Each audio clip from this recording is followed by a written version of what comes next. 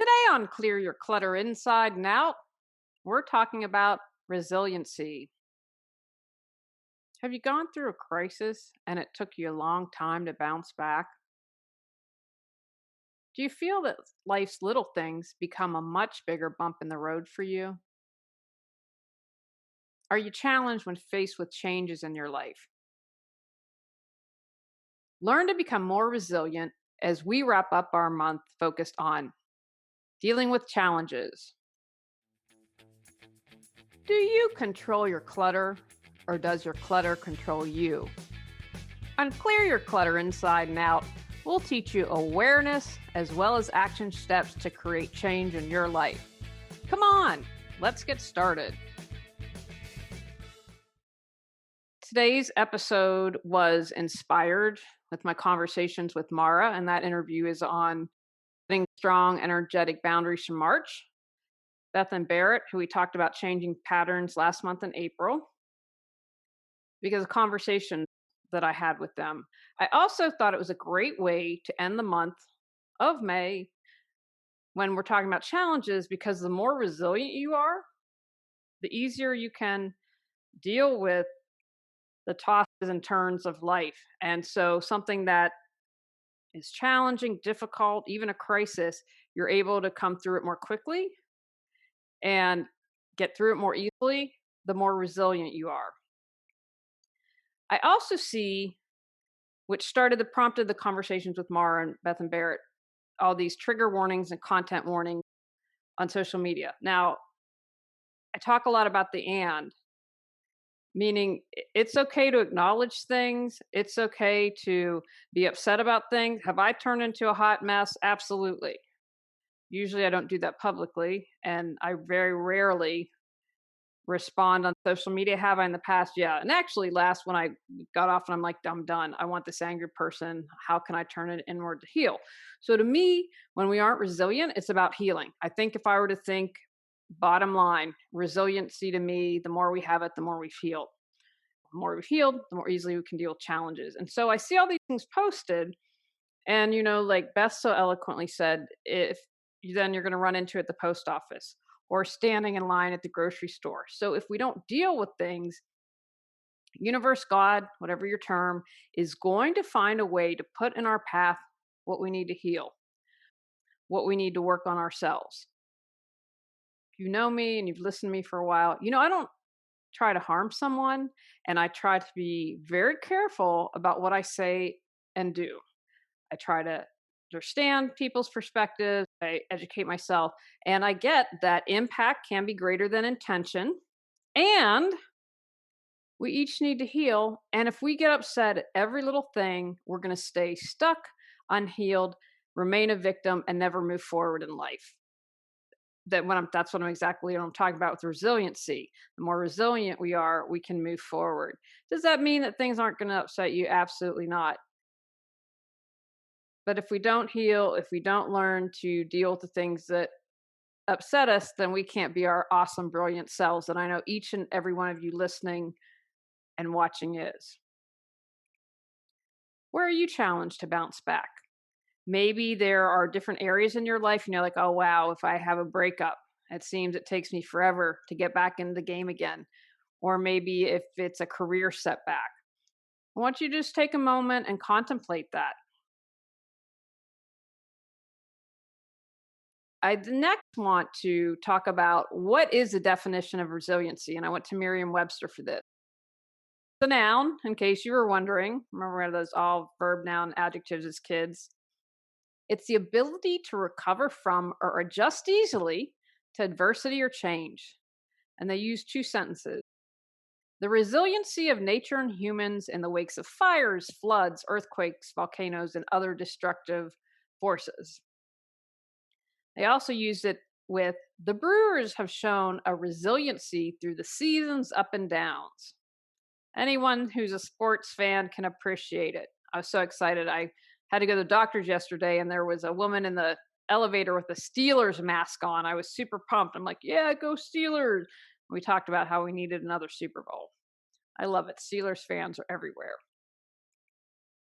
I also want to talk about what resilience isn't. It doesn't mean that you're never going to experience challenges. I joke. I think my brother has probably had a quote unquote easy life. I often will say to him, wow, you're skating a bit this life. You must have been really good in several past lives. And I know him well enough to know that he's had challenges, he's faced adversity, he's faced some other things. We all have them. You're not going to escape from that. People who have, it's been my experience, especially working with clients, when I did all the interviewing, people that I know, especially that are healers, have usually experienced major adversity and trauma in their life. A lot of emotional pain, a lot of stress, and they've gone through that and want to share with others how they can heal. Each of you can develop resiliency. It's about being aware of our feelings, behaviors, thoughts, and actions, right? Because that's all we can control. We can't control anything in the world at large out there, but you can build those muscles and you can become resilient. Look at 9/11 here in America. I realized I didn't lose anyone. I knew people that lost someone. I didn't lose anyone, yet it still affected me on a great level. I can still think back to that day. I know exactly where I was. I know exactly what happened. I can recall that day like it happened yesterday.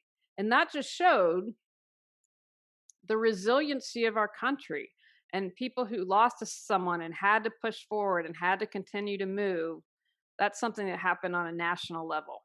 You look at that tsunami that happened in 2006, and I'm going to say Thailand, and that's, I'm sure, the wrong country. Look how they had to rebuild and move forward. I mean, wasn't it? I mean, it was a catastrophe. And I remember the designer, I don't remember his name, but his partner died. And hearing people talk about clinging for their lives on a tree that's being swamped by the ocean. You have to have resiliency to get through that and to continue to move forward at life.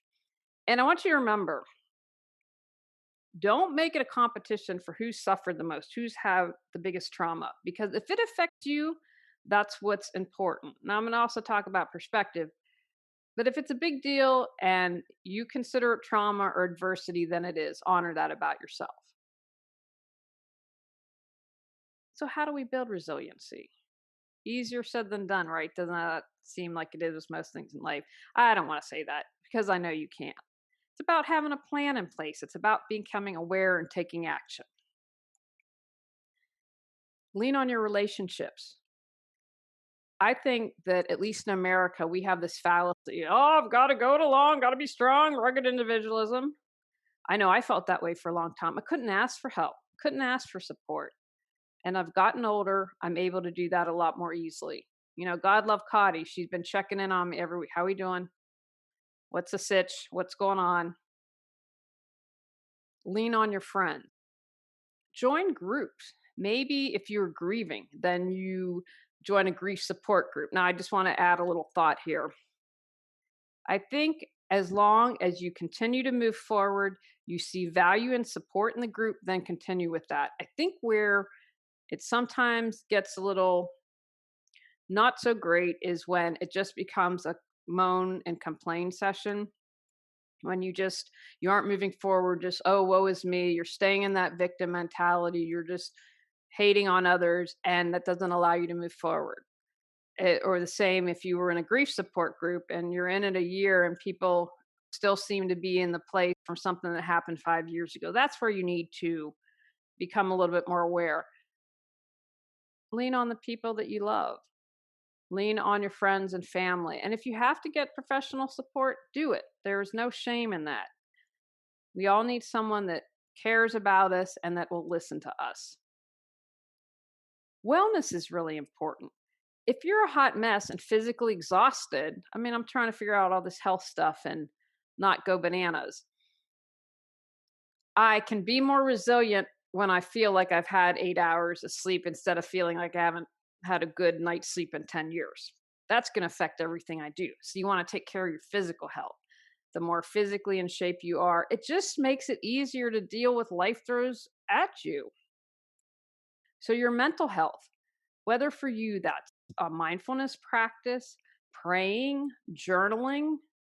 What keeps you to be able to find that center, find that calmness? If you have that overwhelmness when something happens, the more you can find mental clarity and calm, of course, you're going to be more resilient. Find a way to manage your stress. I was talking about my husband this morning about that over the past couple of days, and I said, we need to find what can I do? And I'm always, how can I support you? But what do we need to do that helps you manage your stress easily? Like, I didn't realize, he said, oh, when we were watching the movie last night, the guys pinged me because it said on our little group chat that I was on. And I said, the guys should know by now that you work Monday through Thursday. That's not okay. And I said, so one of the things we're going to do to manage stress is make sure that's turned off, and that we put your phone away and you don't answer it on your day off, and that you take 3 days off to completely unwind. So find ways that you're going to be able to manage stress. I love walking. I believe now the chiropractors help me manage stress. I love Noom, guys. And my little health watch, Noom I'm down 10 pounds. I got about 40 more I want to lose, so a fifth of the way. And by fighting this, they said it was a good sign yesterday that I'd been able to lose weight, because my other half of my thyroid isn't kind of kicking into gear. And they said, but even to lose weight, that's a definite plus in the right direction. So now we're trying to figure out, if I go on meds, I have to do it for my entire life. And so I'm not going to do that until I have a more informed decision. However, I'm down 10 pounds. And considering all the stress that I had to go to the ER a couple of weeks ago, and they're like, it's stress related, which on one hand, yay, I don't have a brain tumor or brain bleed, yay. And I need to manage it better. It's just, and that's the other thing. Life happens, guys. We're going to have challenges. There are going to be times in our life where we've got a lot going on. We got to face and deal with, and it's just part of life. So if I learn to manage my stress a little better, I've been eating better, I've been walking more. So those are some of the ways I'm managing. Express your feelings. That is part of wellness. I'm a fan of journaling. If you need to scream, shake it out, kick it out, cry it out, express them. Don't keep those bottled up. They affect us on every single level. Louise Hay talks about dis-ease. So if there's something going on in your body, she relates it to something and has an affirmation for it. It's from her book, You Can Heal Your Life. And I know you can get the little itty bitty book that just talks about the different dis-ease and what that's about. And I've always found that fascinating. So make sure you're expressing yourself, because you keep those emotions in your body. They don't go away. We can't intellectualize them away. And then for me, part of wellness is keeping the faith, having hope. When life was really tough for me, I could see that sliver of hope. I could see that itty bitty pinprick of light at the end of the tunnel. And on my darkest days, I'd remind myself, you have Tony, you have the kiddies, you have your family. And every day I would try to grasp onto one thing that could give me hope, that would allow me to keep the faith, that I could be grateful for. And to me, that's kind of your spiritual well-being, and it's all related. What's going on the inside is reflected on the outside, and vice versa. The better you take care of yourself in all areas of life, the better you'll be able to handle what life throws at you. Take action. Figure out a way to move forward. Even if, like I said, I had that pinprick of light of hope, what little bitty step can I take today? What can I do to move forward? And within that, I'd also like to suggest volunteering. I found out that when I do for another, I feel a lot better about myself. And you might not be able to care for yourself, but maybe it might be easier for you to volunteer and do something. So each little step you take, if you were able to get out of bed after something traumatic, great job. You're able to take a shower, good job. Keep it going. Able to make yourself breakfast, all those little things add up. And I've been in that place where trying to make a meal seems like climbing Mount Everest. Now, showering or bathing's easy because I love my woman cave, which is the bathtub. So that's least likely to be challenged. Whatever little thing you can do, whether it's self care, whether it's listening to a podcast that's going to support you, watching a YouTube video, reading a book, all those things are allowing you to take action and to keep moving you forward and giving you that forward momentum. Face the challenge head on. If you just bury it aside, like I've had clients who are in debt but don't open up their bills, not going to allow you to face your challenge, and you're going to procrastinate, put it off, not deal with it. And when you don't deal, then you have a complete meltdown if something happens, because at some point you're going to have to deal with things. You don't have to do it alone.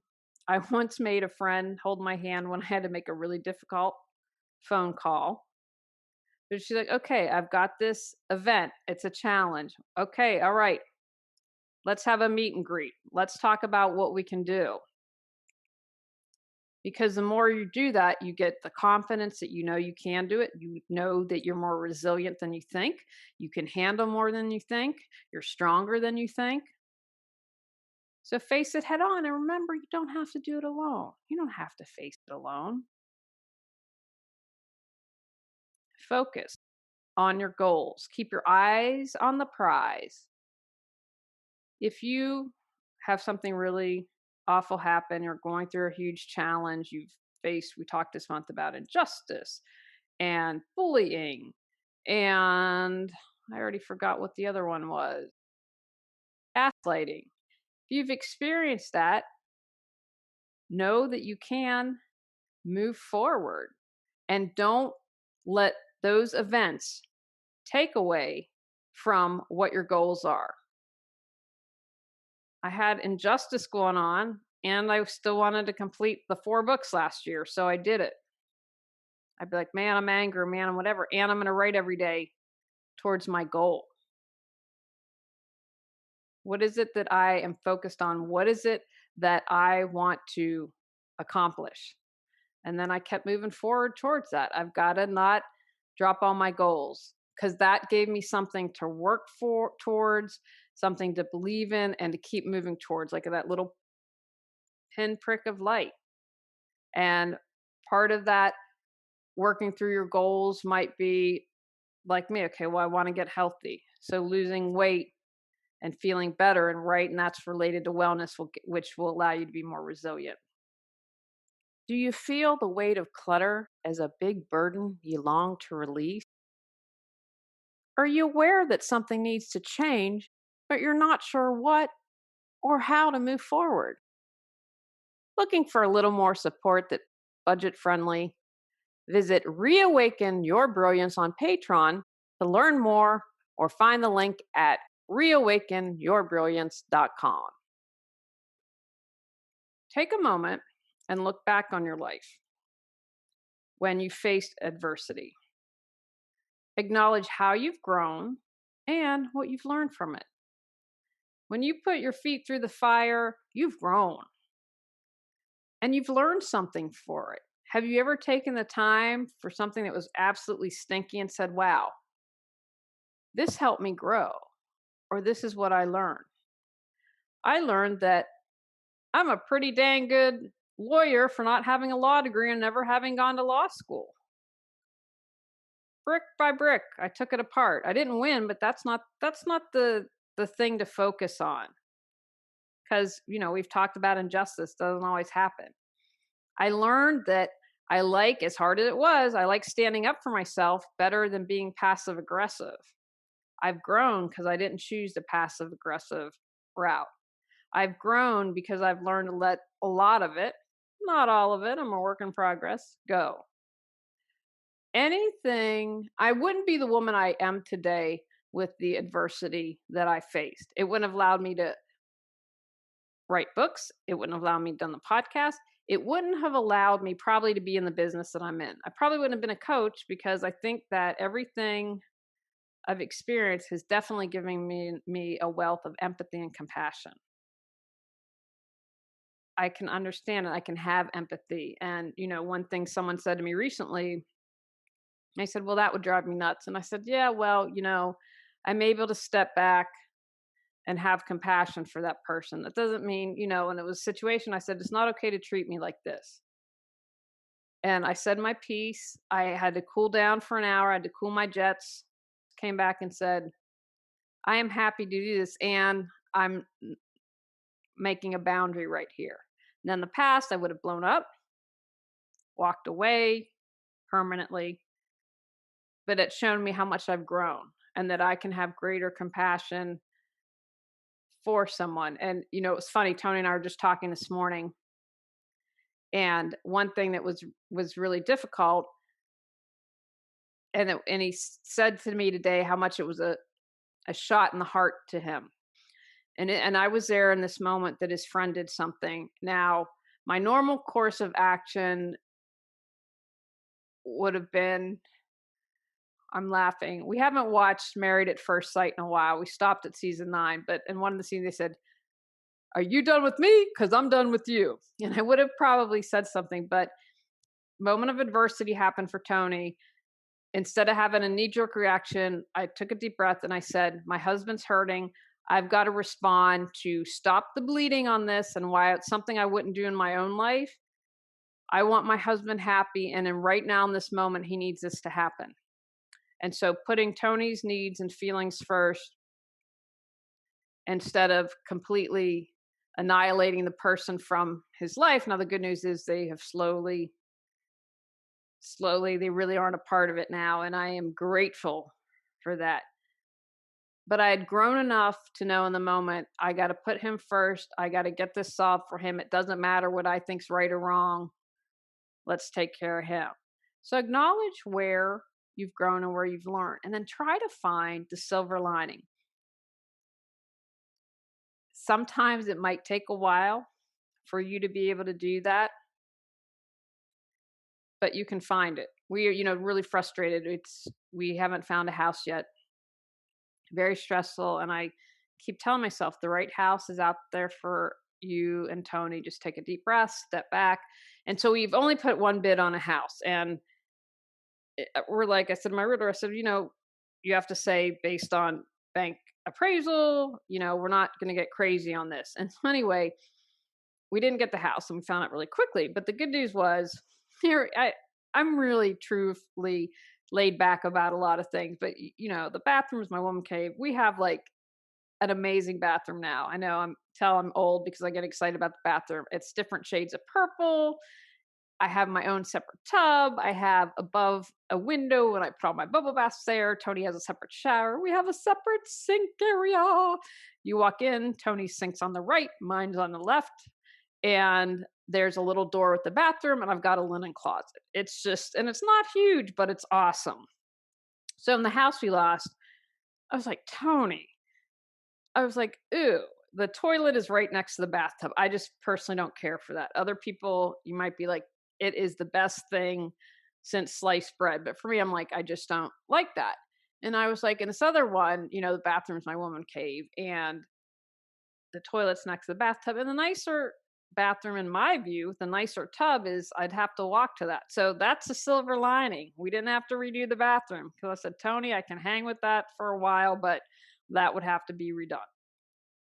That's kind of an easy one to find a silver lining with, but I encourage you. How can you find the silver lining in no matter what happened? So the silver lining, let's get a little bit solar, because you know how I've been upset about that for a while. Well, the silver lining is the day that it went down, Tony said to his boss, hey, can I work from home? Can I work from anywhere? Can we move to West Virginia? His boss like, okay. His boss is really funny. He's like, I'd go ahead and put the panels on and fight it. So I was like, we're not going to go that route. We're just going to leave. I said that we can't live in an HOA. So then COVID happened. So Tony's been able to prove that his boss and his boss's boss, who now got a promotion, all know how great he is at home. So there's going to be no issue when we move from him working from home. So that's a big silver lining to have. My husband gets to work from home till he retires. Control what you can. I started this episode reminding you about what you can control your feelings, behaviors, thoughts, and action. Everything else you have zilch control over. So just remind yourself of that. You can't control how people are going to react, what they're going to say, what they're going to do, what they're going to think. You can control you and how you respond and how you choose to move forward. And you can get down that rabbit hole of, especially if you've experienced a challenge, like people aren't going to change. I call this neighborhood the blockhead. They're not going to change. They're like concrete blocks. Okay. I'm not going to put any more effort into trying to get you to change. I have zero control over that. So I've just got to let that go, that they're going to become enlightened. My personal theory, you do, you do, you do, and then you're a bully or whatever, and then someone eventually stands up to you. I just think that that's how it happens the majority of the time. So just remind yourself, okay, I can't control that this happened to me, but what can control? I can control my perspective, and that'll lead us into the next one. I always try to look at the bigger perspective. I used to, especially when I was younger, have all or nothing, very black and white thinking. And as I've aged, it really isn't an all or nothing. It's more of a gray. There are different perspectives that you can have. And you always can't see it at the time. An example that just popped into my head. I really was single for a long time. I got married late in life in my early 40s, and a time was heartbroken. Someone that I loved and lots of good things wasn't the right guy for me, and I wasn't the right woman for him. And when I met Tony, I understood why it never worked out with anyone else. And I have the most incredible husband ever, and I wouldn't trade him for anything. So with time, I was able to have that perspective. I was able to have the perspective that if the solar had been installed, we wouldn't have started the process and saying, hey, Stan, can we move out of state? And we wouldn't have started the process to get ready to move. And so when my mom had everything go down, we had already set the wheels in motion to move to Wheeling. And so that's making it easier. So less than a year after everything, I hope we're within, please let us be moved in by May. That is really our goal. Had we installed it, we probably would have been more reluctant. Oh man, we love this house. It's a ranch. We have solar. We're on this nice, quiet cul-de-sac. I have the brilliant bathroom. We back up to the wetlands. All good, lots of good things. I absolutely love this place. The solar might have been like, oh man, we just installed solar. We didn't. So it's made it much easier to depart this neighborhood. It's being like, we can have a clean break and go. So see if you can gain a new perspective. Try to embrace. If you can't embrace, accept change, because this is part of being resilient. Change can be very hard. I used to joke that I was like a cat. Change is a lot easier for me now. So as much as you can be in the flow and at least accept change. So all change is going to happen to all of us. It's inevitable, kind of like the challenges. Death, taxes, change and challenges. So how can you accept change? Because when you accept it, when you kind of relax into the flow of life, then that allows you to be more resilient. You can just bounce back more easily. Instead of trying to control everything, I've mentioned, okay, Julie, just take a step back. The right house will appear. Whatever house is meant to happen. Just breathe. Just don't be like that, trying to grasp that straw and just hold on so tight. Release. So where can you accept your change and challenges? Now, my personal belief system, what I say is I came to this plane at this time for these challenges. So if I signed up for it, I can't complain. I'm not a victim if I signed up for it. Now, I realize that all of you listening are not going to agree with me, and that's absolutely okay. But like I joke when something, okay, you're talking about the neighborhood, I've cleared karma. I have done my neighborhood karma. I have earned an amazing neighborhood. That's what I'm going with. But that's something that truly helps me. Especially when I get cranky, I'm like, I cleared this karma. I cleared this karma. Wow. let's step back for a moment. Not getting solar panels is a pretty easy thing, and losing $1,200 is a pretty easy way to clear some karma, right? It could be a lot worse. Remain hopeful. I really, as I've talked through this and at the beginning, how I see resiliency, the more resilient you are, the more you've healed. I think the worst thing, probably one of the worst things in life, would to be to lose all hope. I think that would be in a really tremendously difficult place to be. So remain hopeful. Even through your challenge and tribulations, like I talked about earlier, that little pinprick of light, I could still see that little pinprick of light through everything. Think in your past of all the good things that have happened, all the good things presently in your life. What are your hopes and dreams? What can you do to hold on to that? What can you do to know, to believe something awesome is going to happen? And what, even though this has been a challenge or a tragedy, what hopefulness, what goodness can come out of that? So, any little thing that you can hold on to, you can grasp onto to remain hopeful, that's going to support you in being more resilient. Take a moment to review how you've coped in the past. You've been challenged in the past. What have you done? I would write it down. Okay, this is what helped me through it. And one of the reasons I like journaling, you can get some clarity on that. You can take notes. There are things you can do and say, "Oh yeah, this really worked for me." I like lists and everything. So, my mantra is just breathe when I'm in the moment and feeling really struck. But if I've journaled, I can learn from my experience and say, okay, I know when this situation comes up, this is how A, I can handle it, but B, I can get through it, and C, how I can thrive. So I'm a fan of lists and understanding that. So along with that, as I talked a moment ago, what have you overcome? What have you learned? What are the silver linings you found? How have you grown? It's like your own personal I am awesome sheet where you see truly how awesome you are. So when you review that, you're going to know I am amazing. And oh my gosh, look at this. Look how I've grown. Look all that I've overcome. I am resilient. I can do this. This thing I'm going through, I'm going to beat it. I am going to win. I am not going to let it keep me down. Make a list of things that you can look forward to. I'm going through change right now, and I don't consider it, I wouldn't use the word challenge. It's a big change moving, and it's not just moving down the road like we did 2 years ago, it's moving different state. And so I'm thinking all the things I'm gonna look forward to. I get to explore Pittsburgh as an adult. I know they have some really cool museums in Pittsburgh. And I have a colleague, and he said, "Oh, I want to meet you when you move to Pittsburgh. You and Tony and I'll go out, and I'm going to take you to the best bakery in Pittsburgh." You don't have to ask me twice.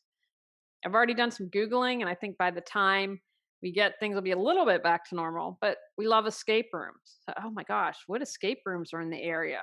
Ooh, there's one close to Wheeling and there's some in Pittsburgh. Ooh, that's something I'm really excited about.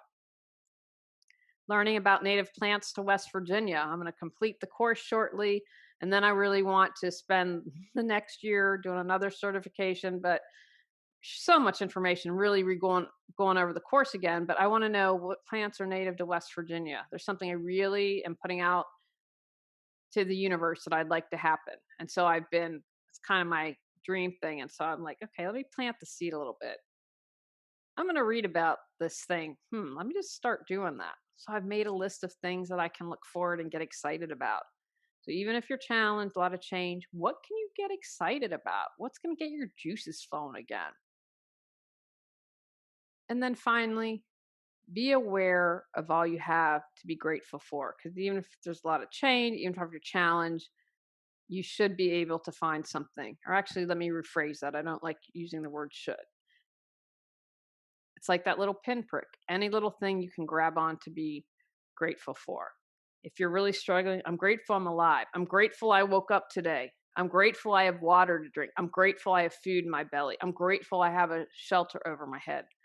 Many people don't have those basic things. And if you're listening or watching, there's probably a high probability that you have all that good stuff. I have health care. I didn't die yesterday. When I went to the ER, I haven't gotten the ER bill. And I got to admit, all I could think was when they were beep, beep on the Tylenol. I'm like, let me guess. Take a guess, guys. I think it'd be $50 a Tylenol. What do you think? And as my husband said, it's only money. I mean, they didn't, I have a copay of $200. They didn't even take that. So I'm like, ugh. Anyway, I'm alive. I don't have a brain bleed, right? I didn't have a stroke. Let's look at all the things we had to be grateful for. And again, even if it's that little pinprick of light and it takes you a week or two and you're just still a thing, any little thing you can grab on and be grateful for. You got this. I know you do. I know you do. And I believe in you and I have confidence in you. And I know you are resilient and you're probably not giving yourself enough credit. But you got this. Take actions from today's podcast. Know where you haven't been resilient in the past. Look for reasons why you weren't able to bounce back quickly. Be aware of where you're not too resilient now. Consider why you're stuck and unable to move forward. Cultivate relationships for support. Make wellness in all areas of your life a priority.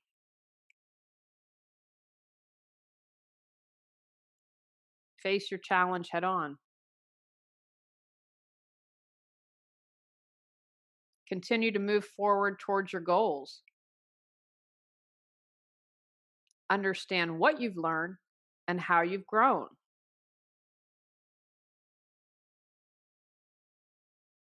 Be aware of what you can control and focus on your behavior, thoughts, feelings, and actions. Write down all the things in your life you have to look forward to. Have gratitude. Be resilient. Next month, we're talking about 3 steps to clear clutter in all areas of your life. Go out, clear your clutter to create the life you choose, deserve, and desire. When you clear your clutter, you can share your gifts with the world. Sign up for our free newsletter at reawakenyourbrilliance.com. If you've enjoyed Clear Your Clutter Inside and Out, please rate, review, and share us.